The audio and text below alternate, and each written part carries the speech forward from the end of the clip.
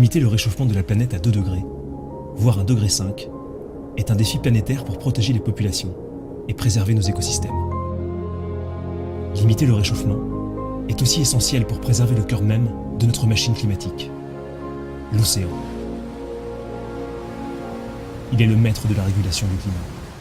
Il répartit la chaleur sur notre planète, en absorbe une très grande quantité, si bien qu'il atténue considérablement le réchauffement de l'atmosphère dû à l'effet de serre.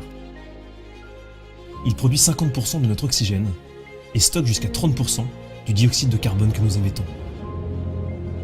Rappelez-vous, une respiration sur 2 nous vient de l'océan. Mais l'océan subit déjà de nombreux bouleversements.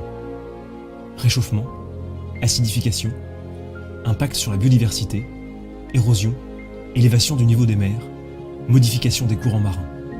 Ces effets menacent durablement la capacité de l'océan à assurer les services qu'il nous rend. Ses fonctions sont déjà affectées, alors que sa bonne santé est essentielle pour préserver notre climat. Il est temps de reconnaître son rôle et de mettre en œuvre des mesures spécifiques pour protéger et adapter les écosystèmes marins comme les populations qui en dépendent. L'océan, le maître du climat, doit progressivement rejoindre le futur régime climatique des Nations Unies. Il offre une source immense de solutions fondées sur des mécanismes naturels et des innovations technologiques.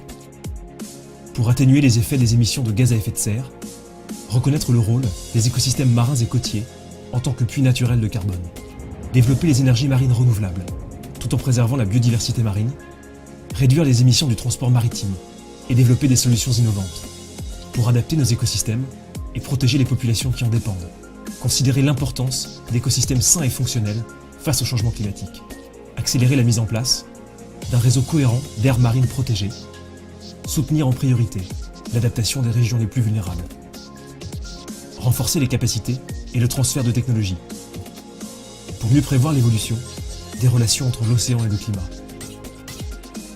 renforcer la recherche scientifique internationale océan-climat et obtenir un rapport spécial du GIEC sur l'océan, pour que le fonds vert comporte des lignes bleues, dédier une partie du fonds vert aux projets marins et côtiers, adopter des politiques volontaristes et mettre en œuvre des mesures spécifiques dédiées à l'océan d'ici 2020 est possible.